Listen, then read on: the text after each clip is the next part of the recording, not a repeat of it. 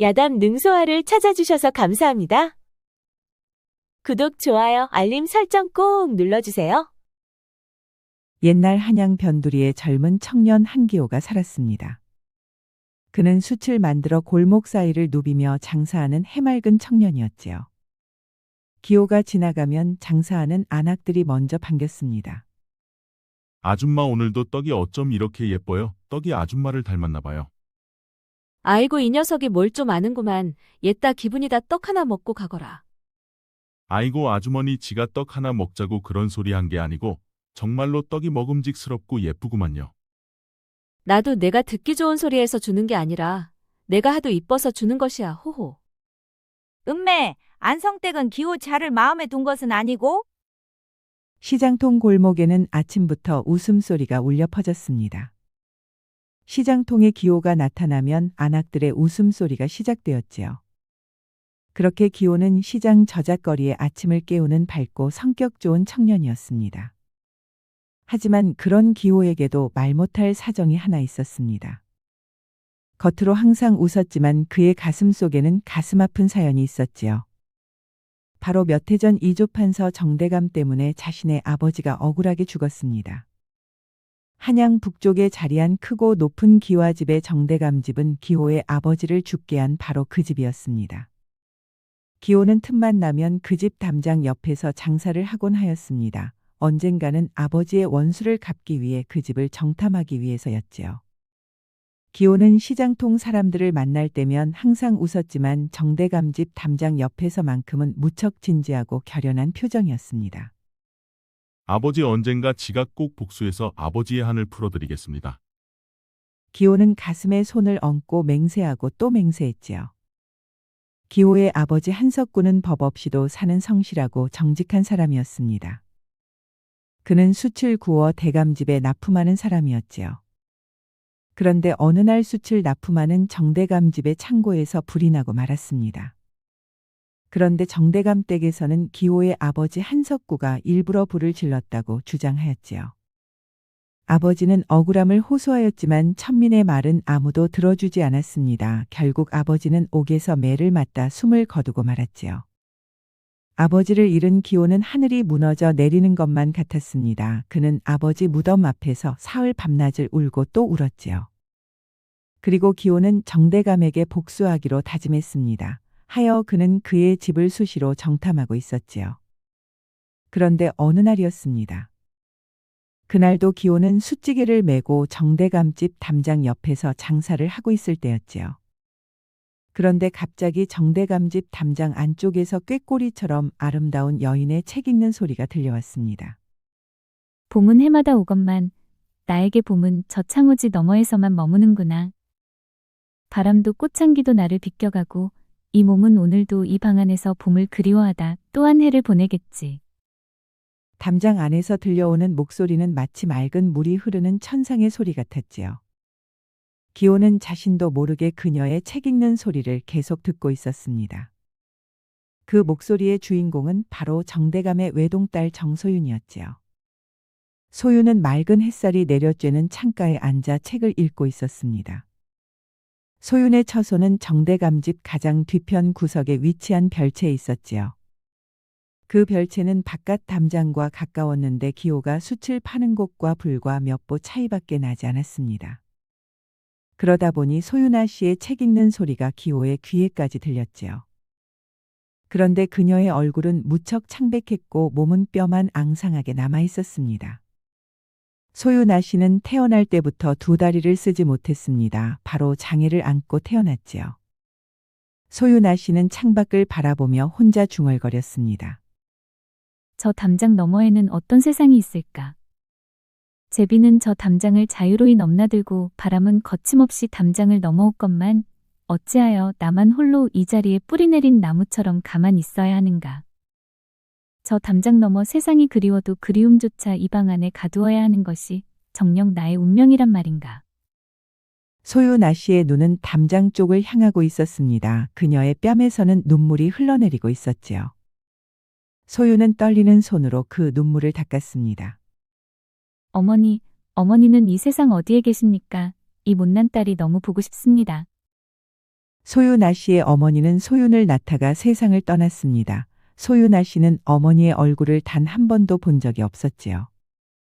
어머니, 저는 태어나지 말았어야 했던 것인가요? 이 못난 저로 인해 어머니마저 잃게 하였으니 제가 이 세상에 온 것이 죄인가요? 소윤아 씨의 눈물은 멈추질 않았습니다. 그녀는 소리 없이 눈물만 흘렸지요. 그녀는 그렇게 평생 동안을 혼자 울었습니다. 하지만 그녀의 울음소리를 아무도 듣지는 못했지요. 창밖으로 따스한 봄바람이 불어왔습니다. 그녀는 창문을 열고 봄바람을 눈 감고 피부로 느껴보았지요. 그 봄바람이 소윤아 씨의 눈물 젖은 뺨을 스쳐 지나갔습니다. 저 봄바람은 담장을 넘어 내게 오는데 나는 왜 그 바람을 마중조차 나갈 수 없는 것일까? 소윤아 씨는 창문에 이마를 기댔습니다. 그녀의 눈물은 봄바람이 씻어주고 있었지요. 그런데 집안의 다른 하인들조차 소윤아 씨의 얼굴을 단 한 번도 본 적이 없었습니다. 몸종 연희만이 그녀의 방을 드나들 수가 있었지요. 그렇게 그녀는 모두에게 숨겨진 채 베일에 쌓여 살아야만 했습니다. 그 이유는 딸의 장애가 바깥으로 알려질까 두려운 아버지 정대감 때문이었지요. 정대감은 딸이 걷지 못한다는 사실이 부끄러운 일이라 여겼습니다. 그의 그런 마음은 딸에 대한 사랑과 뒤엉켜 소윤아 씨를 평생 동안 방 안에 갇혀 살게 만들었지요. 그것이 소윤아 씨에 대한 정대감의 사랑이자 상처였습니다. 소윤은 그런 사실을 알면서도 아버지를 원망하지 않았습니다. 오히려 이해하려 노력했지요. 아씨, 오늘도 바깥바람이 제법 불어요. 그렇구나. 오늘은 어떤 바람이야? 봄바람이요. 들판에 핀 꽃내음이 봄바람을 타고 아씨 방까지 날아왔어요. 소윤아 씨는 창문 쪽을 바라보며 들판에 핀 꽃들은 어떤 모습일지 상상을 하였지요. 며칠 후에도 소윤아 씨의 책 읽는 소리는 담장을 넘어 기호의 귀에 들려왔습니다. 기호는 여전히 그 담장 옆에서 그녀의 책 읽는 소리를 듣고 있었지요. 저 목소리는 듣고 또 들어도 질리지가 않는구나. 마치 천상의 소리 같아. 기호는 자신도 모르게 혼자 중얼거렸습니다. 그녀의 책 읽는 소리를 듣고 있자면 자신의 심장이 뛰고 있다는 것을 그는 알지 못했지요. 정대감 집은 자신이 복수해야 할 대상이었기 때문이었습니다. 복수를 위한 일념 때문에 심장이 하는 말을 그는 듣지 못했지요. 하지만 담장 안에서 들려오는 목소리의 기호는 빠져들고 있었습니다. 그런데 그때 기호의 절친 칠복이 다가와 말했지요. 야, 수단 팔고 뭐하냐? 잠깐만 있어봐. 기호는 담장 안에서 들려오는 책 읽는 소리에 집중했습니다. 야, 장사는 하지 않고 뭐해? 수단 팔 거야? 아, 알았으니까 잠시만 조용히 해봐. 칠복은 그런 기호를 보며 어이없다는 표정을 지었습니다. 그런데 갑자기 책 읽는 여인이 하도 궁금한 기호는 지게를 담장에 기대고 밟고 올라섰습니다. 아뿔싸, 그런데 이게 뭔 일이랍니까? 지게가 흔들려 그녀의 모습은 보지도 못하고 땅바닥으로 쿵하고 떨어지고 말았지요. 그러자 담장 안쪽에서 책 읽는 소리가 멈추고 그녀의 맑고 고운 소리가 들려왔습니다. 밖에 거기 누구 있어요? 기호는 그 소리에 몸이 굳어버리고 말았습니다. 아, 예전은 숫장수 한기호이구만요. 그만 잘못하여 담장에 부딪히고 말았네요. 다치지 않으셨어요? 네, 저는 괜찮습니다요. 그런데 담장이 좀 아플 것 같아요. 그 말에 그녀의 웃음소리가 들려왔습니다. 그러자 그 순간 기호의 심장은 빠르게 뛰기 시작했지요. 기호는 자신도 모르게 활짝 웃고 있었습니다. 야, 너 정말 미친 거야? 설마 너 정대감 댁 소윤아 씨를 마음에 품은 거야? 기호는 그저 미소 지으며 담장한 소리에 귀를 기울일 뿐이었습니다. 이놈이 이거 큰일 날 놈이네 그려. 제명대로 살고 싶거든. 꿈깨라 꿈깨. 칠복은 황당하다는 얼굴로 기호를 바라보았습니다. 하지만 기호는 태어나 처음으로 묘한 감정을 느꼈지요. 그날 저녁 숯을 모두 판 기호는 집으로 돌아왔습니다. 기호의 어머니가 부엌에서 나와 기호를 보며 말했지요. 오늘 숯은 다 팔았느냐? 내 어머니 모두 팔았어요. 그럼 어서 밥부터 먹거라. 기호는 어머니가 차려준 밥상 앞에 앉았습니다. 허나 밥을 먹으면서도 멍한 표정이었지요. 야, 기호야, 왜 그래? 어디 아파? 어머니 말에 기호는 그제서야 정신이 들었습니다. 아니에요, 어머니. 그럼 그나짝이 왜 이렇게 심각한 것이야? 어머니 그런데 천상의 선녀도 사람처럼 땅 위에서 살 수가 있어요? 뭔 소리래? 뭔 놈의 자다가 봉창 두드리는 소리야? 아니에요, 그냥 물어본 거예요. 어머니는 아들의 얼굴을 한참 동안이나 들여다보았습니다. 그러다 갑자기 픽 웃었지요. 이 녀석이 드디어 누굴 좋아하는구나. 무슨 소리요, 어머니? 그냥 물어본 거라니까요. 흥, 이놈아, 귀신은 속여도 나는 못 속인다. 누구냐, 네 집 녀식이야? 기호는 얼른 밥 먹고 일어나 밖으로 나갔습니다. 어머니는 그의 뒷모습을 보며 혼자 웃었지요. 그날 밤 기호는 한숨을 자지 못했습니다. 소유나 씨가 어떻게 생겼을지 무척 궁금했지요.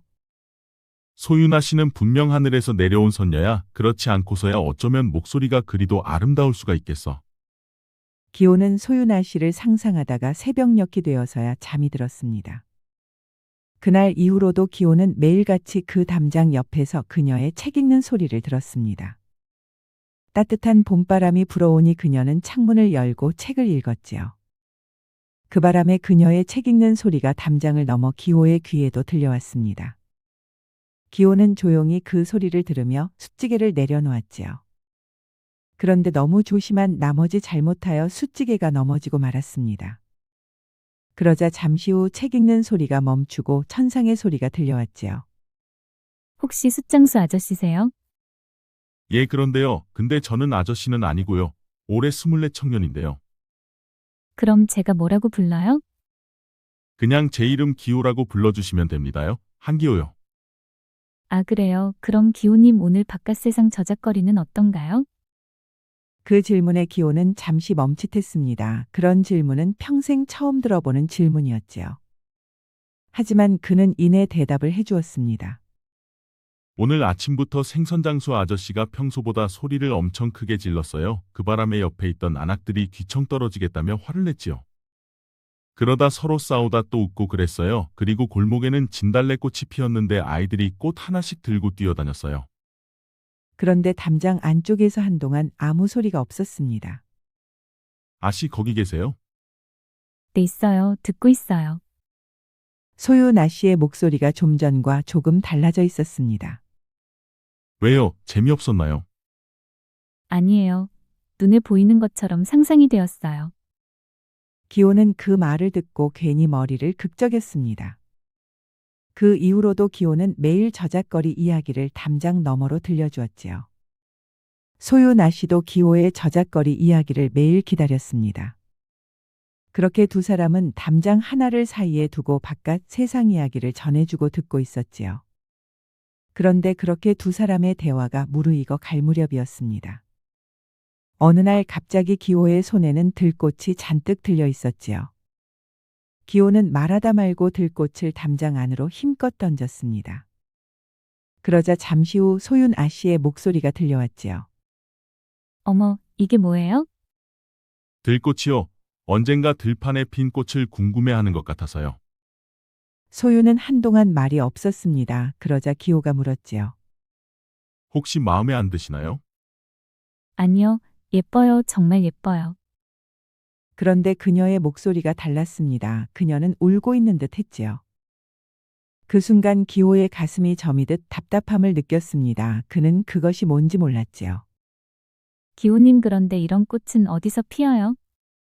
들판이요. 산기슭 같은데 봄이 되면 지천으로 피어요. 지천으로요? 네, 그런데 아씨는 한 번도 그런 것을 본 적이 없으세요? 그 말에 아씨의 말이 멈추었습니다. 그녀는 한동안 말이 없었지요. 만약 아씨가 본 적이 없다면 밖으로 나와 보세요. 제가 보여드릴 순 있어요. 그런데 여전히 담장 안에서는 말이 없었지요. 기호는 자신이 뭔가 실수했다는 것을 금세 깨달았습니다. 이유는 알 수 없었지만 자신이 한 말 때문에 그녀가 입을 닫았기 때문이었지요. 제가 뭔가를 실수했군요. 죄송해요. 제가 괜한 말을 해서. 한참 후 다시 그녀의 목소리가 들려왔습니다. 아니에요. 기호님이 실수한 것은 없어요. 언젠가는 저도 꼭 한번 보고 싶네요. 소윤아 씨의 목소리는 담담했지만 왠지 슬퍼 보였습니다. 그런데 그 무렵 손님 한 분이 정대감 집을 찾아왔습니다. 그는 정대감의 사촌 정치명이라는 자였지요. 기름기가 좔좔 흐르는 얼굴에 비단 옷을 입은 사내였습니다. 겉으로 항상 웃고 있었지만 속은 악마 같은 사기꾼이었지요. 형님, 이제 소윤이 나이도 21가 되었는데 혼처를 정해야 하지 않겠습니까? 글쎄 소윤이 몸이 약해서 혼인은 어려울 듯하네. 그러니 우리 가문끼리라도 맺어야 하지 않겠소. 우리 재혁이가 얼마나 든든한 아이요. 내가 평생 소윤이를 친딸처럼 아껴주겠소. 그 말에 정대감은 쉽게 대답하지 못했습니다. 소윤의 몸 상태가 세상에 알려지는 것이 무척 두려웠지요. 그리고 걷지 못하는 딸을 받아줄 혼처가 없다는 것을 정대감은 잘 알고 있었습니다. 그런데 사촌 정치명은 교묘하게 정대감의 그 두려움을 파고들었지요. 그의 속셈은 따로 있었습니다. 혼인을 빌미로 정대감의 재산을 가로챌 목적이었지요. 형님, 소윤이 몸에 대해서는 제가 이미 알고 있습니다. 그래도 우리 재혁이가 괜찮다고 하였지요. 그러니 우리 가문끼리 맺으면 소윤이도 안전합니다. 바깥에 알릴 필요도 없고요.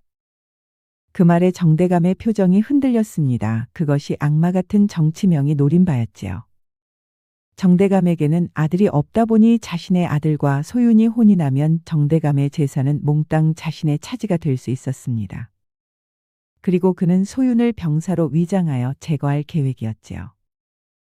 겉으로는 웃고 있어 한없이 친절해 보이는 정치명의 속내는 음흉하고 무척 잔인했습니다. 그럼 형님, 제 아들을 보내볼 테니 한번 만나나 보시지요. 그 다음날 정치명의 아들 정재혁이 정대감 집을 찾아왔습니다. 그런데 그가 정대감 집 담장 너머를 기웃거리는 기호를 보았지요. 내 이놈 숫장수 주제에 눈을 어디에 두는 것이냐. 저리 썩거지거라.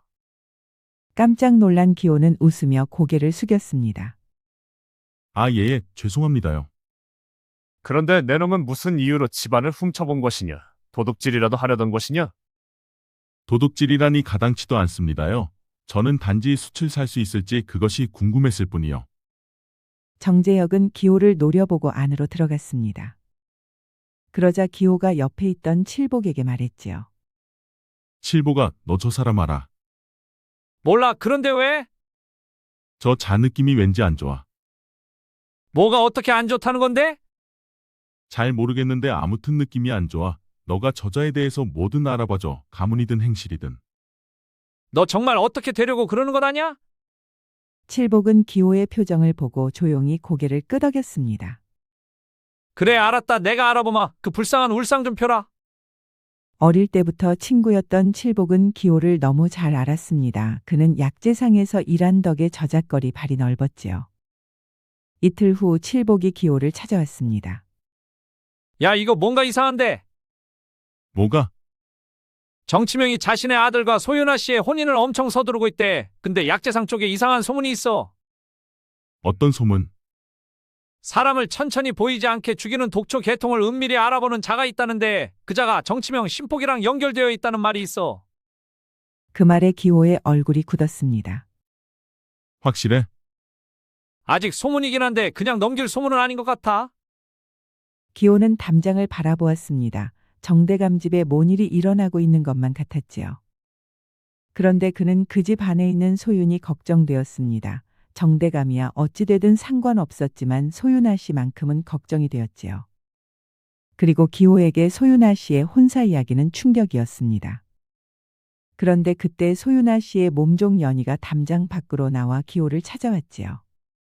저기요, 당신이 숫장사 한계호 씨가 맞나요? 예, 접니다. 아씨가 이거 전해드리라고 하셨어요. 연희가 품속에서 작은 쪽지를 꺼내 주었습니다. 기호는 얼른 쪽지를 받아 펼쳐보았지요. 들꽃은 잘 있어요. 덕분에 들꽃을 보게 되어 너무 감사합니다, 소윤. 기호는 그 쪽지를 오래도록 바라보았습니다. 저기요, 저 이러다 잡히면 죽어요. 빨리 보내주세요. 아, 예, 수고하셨어요. 그뿐이요. 아씨에게 전할 말이 없소. 아, 저 언젠가 들판에 봄꽃이 활짝 폈을 때 제가 꼭 구경시켜 주겠다고 전해주시오. 알겠소. 연희는 황급히 안으로 들어갔습니다. 기호는 소윤 아씨의 쪽지를 품속에 넣었지요. 야, 그게 뭐야? 편지. 뭐라 써 있어? 넌 몰라도 돼. 아니, 뭐야, 벌써 둘이 쪽지까지 주고받는 사이야? 이거 갈수록 심각해지네. 응. 그런데 칠보가 나는 원래 이 집을 싫어했잖아. 맞아, 그랬지. 근데 요즘은 느낌이 달라. 뭔가 말로 설명할 수 없는 묘한 감정이 생기고 있어. 야, 너 그거 콩깍지 낀 거야. 어째 계집도 아니고 사내놈이 콩깍지 낀단 말이냐? 정말 그럴까? 기호는 담장을 바라보았습니다. 그의 눈빛이 무척 진지해 보였지요. 그날 밤 기호는 혼자 마당 평상에 앉아 밤하늘의 별을 보았습니다. 아버지, 나 지금 어떻게 해야 할지 모르겠어. 정대감에게 복수해야 하는데 복수가 되지 않으니 이를 어쩐단 말이여. 기호는 아버지가 끌려가던 날이 생각났습니다. 기호야, 울지 마라. 아버지는 아무 잘못 없다이는 하늘이 알고 있다. 그런데 그날 아버지는 옥에서 돌아오지 못하고 세상을 떠났습니다. 아버지 죄송해요. 나 그 집딸이 좋아져 버렸어. 이를 어쩌면 좋단 말이여. 기호는 얼굴 한번 본 적도 없는 소윤아 씨를 좋아하고 있었습니다. 그의 심장이 그의 마음을 소윤아 씨에게 이끌고 있었지요. 한편 정대감의 집에서는 정치명이 찾아와 혼사 이야기를 하고 있었습니다. 아직 소윤이 준비가 안 되었다네. 형님 아직도 마음을 정하지 못한 것이오. 그럼 내가 한 가지 말씀드리지요. 정치명은 정대감의 눈을 보고 웃으며 말을 꺼냈습니다. 형님 수년 전 숫장수 천민에게 씌운 누명 말입니다. 내가 그 증거를 가지고 있어. 그 말에 정대감의 얼굴이 굳었습니다. 허나 오해는 하지 마시오. 저는 형님을 해치려는 게 아니오. 그저 우리가 한 가문이 되면 이 증거는 영원히 사라질 것이라는 말을 전해주려는 것뿐이오. 사실 그 누명 사건은 정치명이 뒤에서 조작한 것이었습니다. 그는 창고에 직접 불을 지르고 기호의 아버지 한석구가 죄를 뒤집어쓰게 하였지요.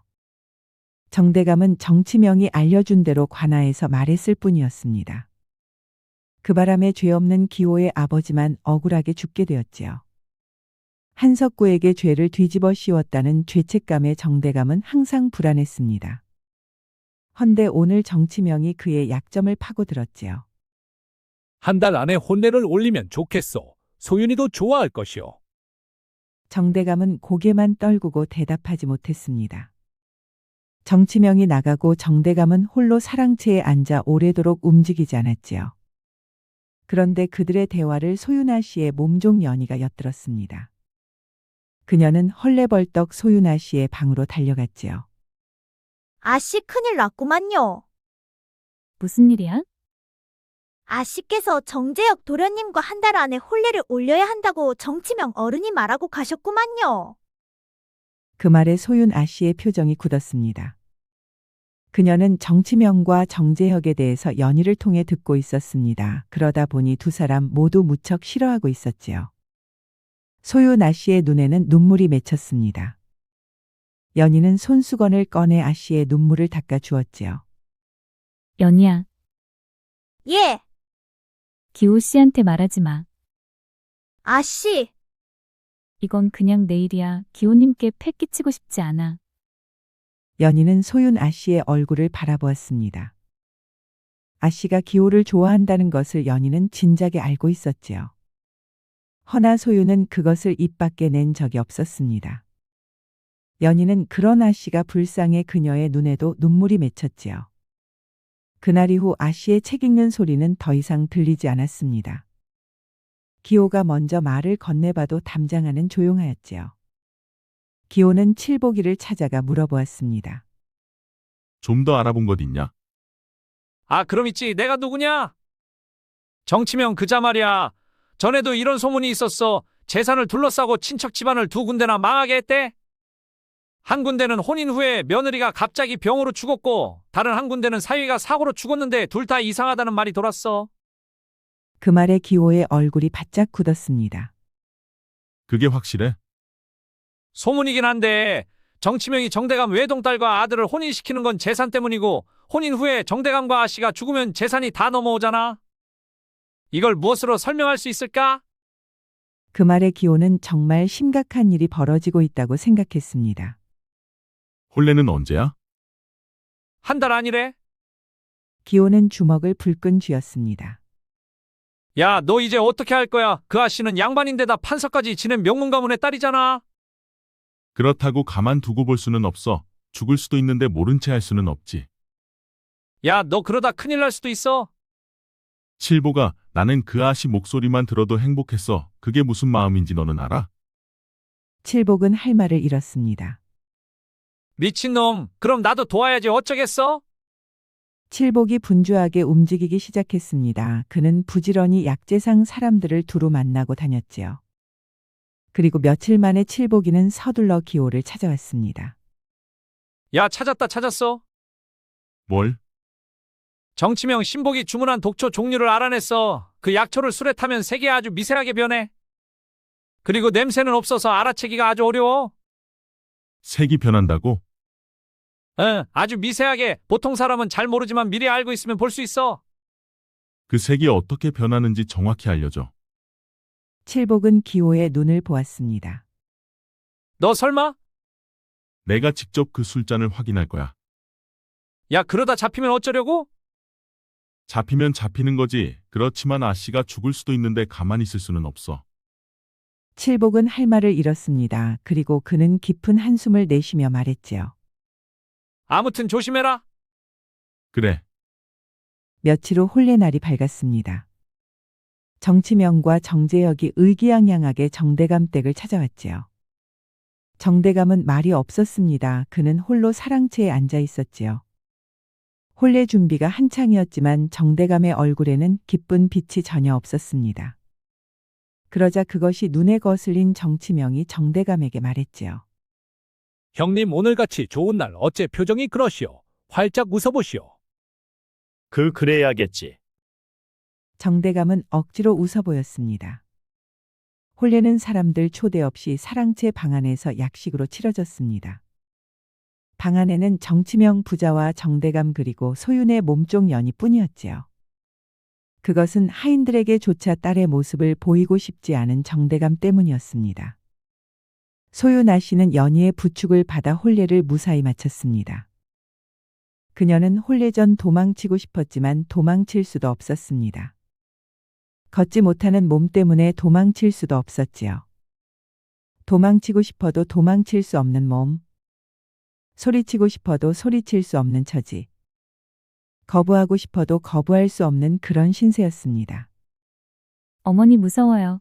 저는 이제 어떻게 되는 건가요? 소유는 속으로 어머니를 불렀습니다. 그녀의 손이 떨리고 있었지요.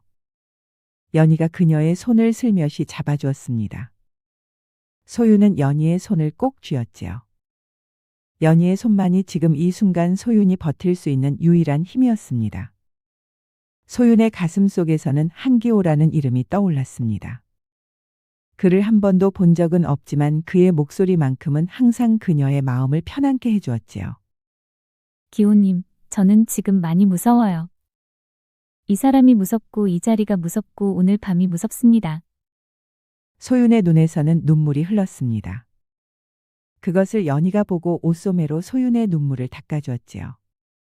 연희의 눈에도 눈물이 맺혔습니다.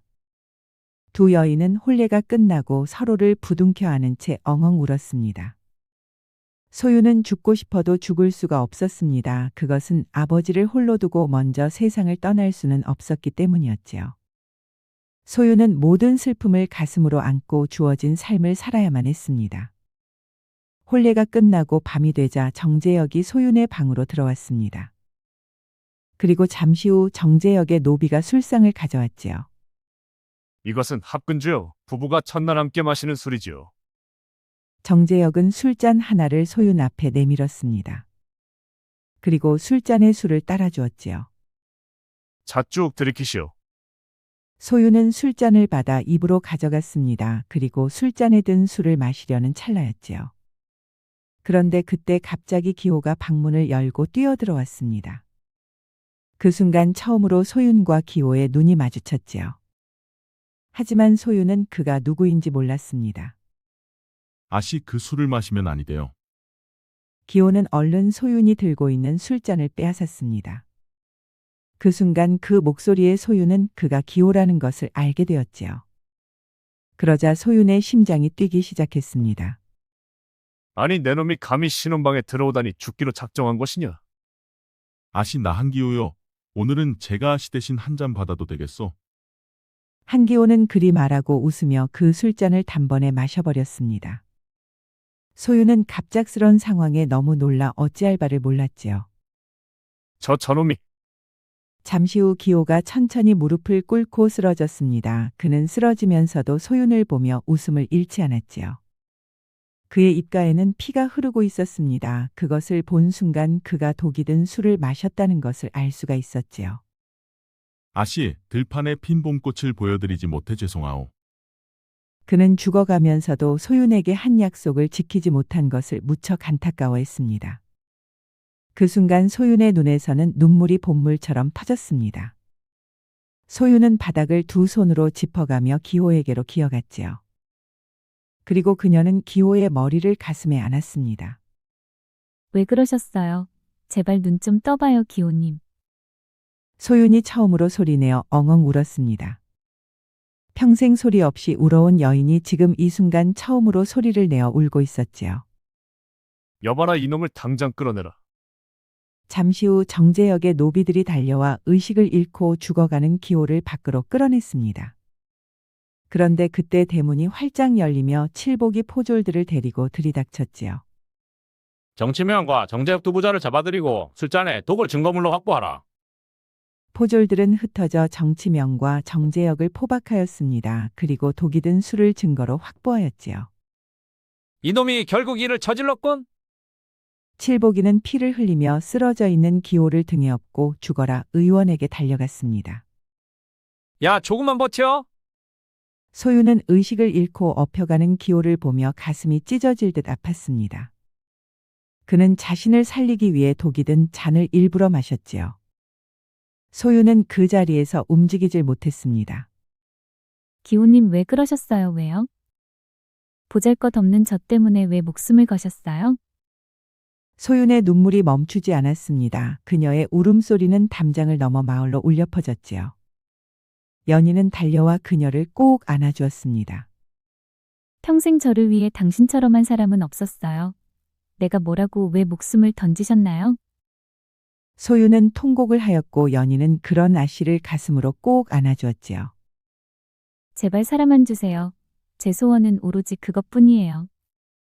두 사람은 그렇게 그 자리에서 밤새도록 울고 또 울었습니다. 한편 포도청으로 끌려간 정치명은 모든 것을 자백하기 시작했습니다. 그리고 아들 정재혁과 함께 살인미수로 중형을 받았지요. 그간 칠복이 준비한 증거들 앞에서 정치명은 더 이상 발뺌할 수가 없었습니다. 그리고 창고에 불을 지른 것도 정치명이었다는 사실이 밝혀졌지요. 기호의 아버지 한석구는 처음부터 정치명의 계략에 당한 것이었습니다. 그 모든 것을 알게 된 정대감은 말을 잇지 못했지요. 한석구를 일부러 죽게 하고 그 모든 심적 부담을 자신에게 씌운 정치명의 속내를 뒤 늦게 알게 되었습니다. 사람이 이렇게나 잔인하고 교활했다니 믿을 수가 없군. 자신에게 죄를 뒤집어 씌운 것도 모자라 자신의 딸을 죽이고 자신까지 죽여 재산을 가로채려 한 정치명에게 정대감은 치를 떨었습니다. 한편 의원에게 집중 치료를 받은 기호가 사흘 만에 의식이 돌아왔습니다. 그런데 그의 옆에는 연희의 등에 엎여온 소윤이 자신의 곁을 지키고 있었지요. 그리고 그녀의 옆에서는 연희가 꾸벅꾸벅 졸고 있었습니다. 이제 정신이 좀 드시오? 기호는 처음으로 소윤의 얼굴을 똑바로 보았습니다. 담장 너머 목소리로만 듣던 그녀의 얼굴을 찬찬히 유심히 살펴보았지요. 그녀의 얼굴에는 눈물 자국이 선명하게 남아 있었습니다. 아씨께서 이곳까지 어쩐 일이요? 내가 걱정이 되었소. 소윤의 눈에 눈물이 차올랐습니다. 내 걱정이 되어 기다릴 수가 없었어요. 그런데 기호는 그녀의 몸이 왠지 부자연스럽다는 것을 알게 되었습니다. 그녀는 다리를 쓸 수 없다는 것을 처음으로 알게 되었지요. 아씨 다리를 못 쓰는 것이요? 소윤은 흐르는 눈물을 닦고 말했습니다. 네, 저는 태어날 때부터 못 걸었어요. 그래서 아버지가 저를 항상 방에 숨기셨지요. 기호는 말문이 막혔습니다. 그녀를 평생 가둔 것은 다름 아닌 바로 아버지였지요. 그런데 그녀는 지금 자신을 걱정해 아버지의 문밖 출입 금지를 깨고 자신에게 와 있었습니다. 뿐만 아니라 그녀에게는 태어나 처음으로 대문 밖 출입이었지요. 그 순간 기호의 눈이 뜨거워졌습니다. 제가 불구라서 많이 놀라셨지요? 알아요. 모두가 저를 보면 많이 놀란다는 것을요. 그 순간 기호는 자리에서 힘겹게 일어나 앉았습니다. 그리고 소윤의 두 손을 꼭 잡았지요. 아씨. 예? 내가 평생토록 아씨의 다리가 되어드리겠소. 이것 좀 보시오. 이 튼튼한 허벅지는 바로 아씨를 위해 내가 준비한 것이요. 기호는 웃으며 튼튼한 허벅지를 보여주었습니다. 그러자 소윤의 두 눈이 커졌습니다. 그녀는 눈물과 웃음이 동시에 터져나왔지요. 그대는 내가 불구인 것이 아무렇지도 않소? 왜 그것이 문제가 되어 하오? 날 두고 도망칠 수도 없으니 내겐 좋은 것 아니오. 소윤은 말을 잇지 못했습니다. 눈물이 뺨을 타고 줄줄 흘렀지요. 우려했던 기호의 반응은 예상 밖이었습니다. 그가 자신의 처지를 보고 크게 실망할까봐 소윤은 속으로 노심초사하였지요. 헌데 기호는 예상 밖으로 자신의 신체 불구에도 아랑곳하지 않았습니다. 그때 졸고 있던 연희가 일어나 아씨의 눈물을 닦아 주었지요. 이제 좀 괜찮으시오? 그렇소. 다행히도 해독약이 있어서 빨리 깨어날 수 있었소. 우리 아씨가 걱정을 많이 했소. 당신이 쓰러지고 지금까지 한숨을 못 주무셨소. 그럼 이제 나도 깨어났고 내 튼튼한 허벅지도 보았으니 맘 편히 한숨 주무시오. 아닙니다. 저는 지금 이 순간이 가장 행복합니다. 이 행복한 시간을 잠으로 보낼 수는 없어요. 그들은 동이 틀 때까지 대화를 나누었습니다. 소윤은 태어나 처음으로 밝게 웃어보았지요. 기호는 가슴에 큰 상처를 입은 소윤까지 해맑게 웃게 만들었습니다. 그리고 며칠 후 기호는 정대감이 불러 그 집으로 가보았습니다. 그러자 정대감이 사랑채에 앉아 기호를 맞았지요. 내 아비 이름이 한석구더냐? 그렇습니다. 그 일은 정말 미안하게 되었구나. 포도청 조사를 통해 진실을 알게 되었습니다. 제 아버지를 죽게 한 자가 정치명이었다는 것을요. 그렇다 해도 내게 책임이 없는 것은 아니다. 내가 어찌해주면 좋겠느냐? 그 말에 기호는 잠시 망설였습니다. 그리고 정대감의 눈을 똑바로 보고 힘주어 말했지요. 그렇다면 제가 소윤아 씨를 평생 모실 수 있게 해주십시오. 그 말에 정대감은 깜짝 놀랐습니다. 아니, 지금 그게 무슨 말이냐?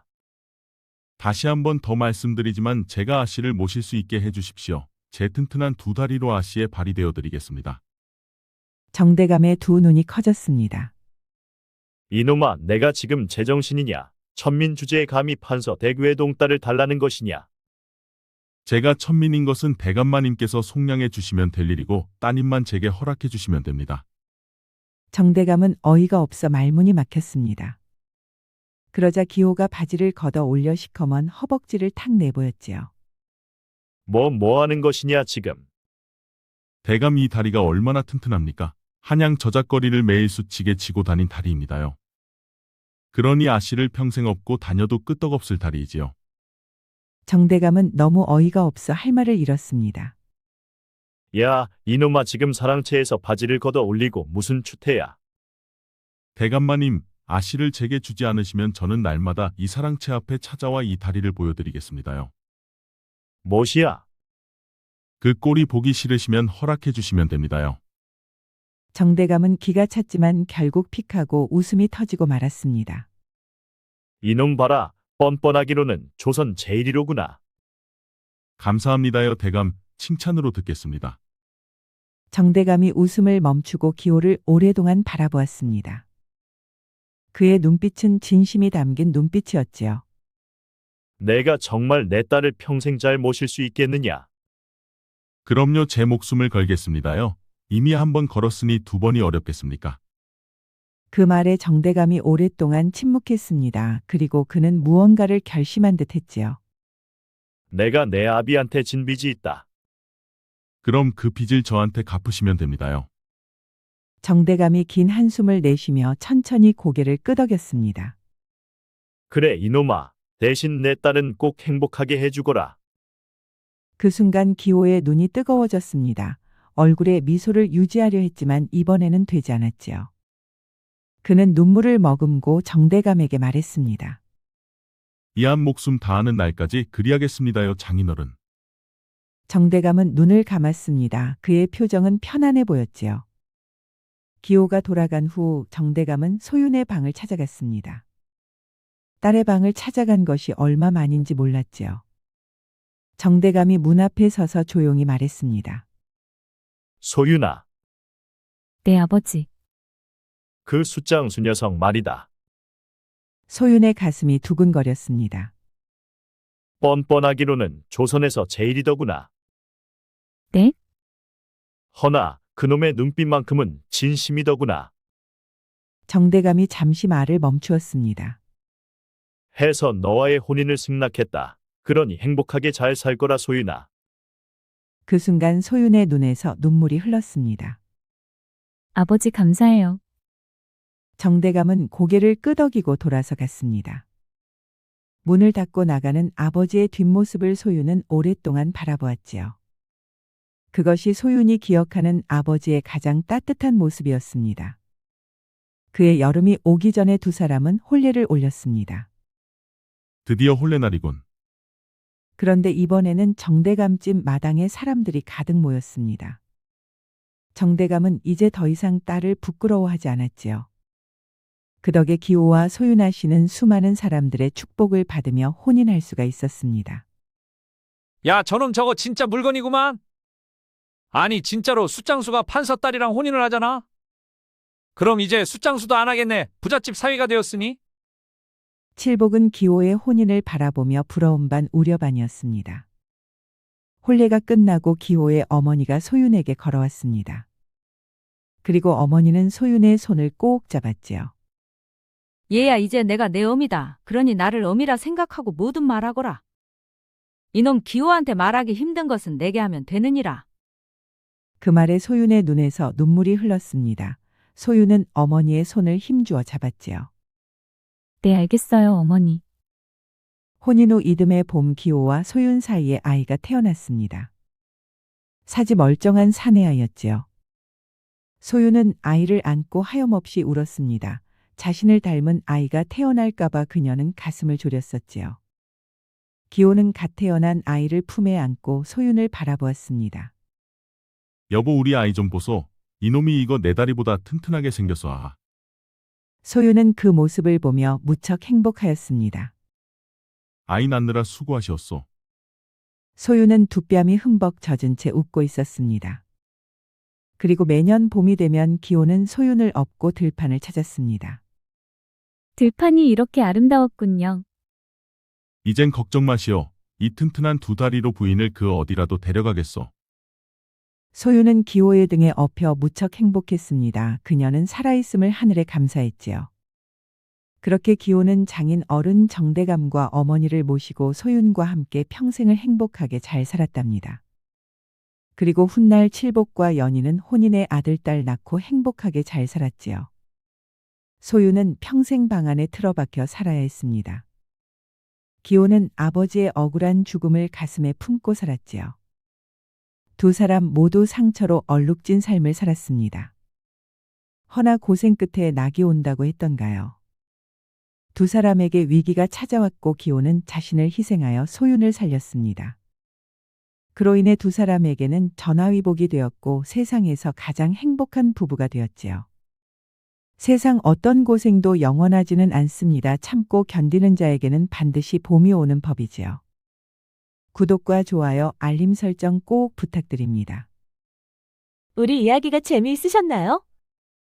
다음 이야기도 재미있는 이야기가 많으니 다음 영상도 재미있게 봐주세요. 그럼 여러분 모두 오늘도 행복하고 즐거운 시간 되세요.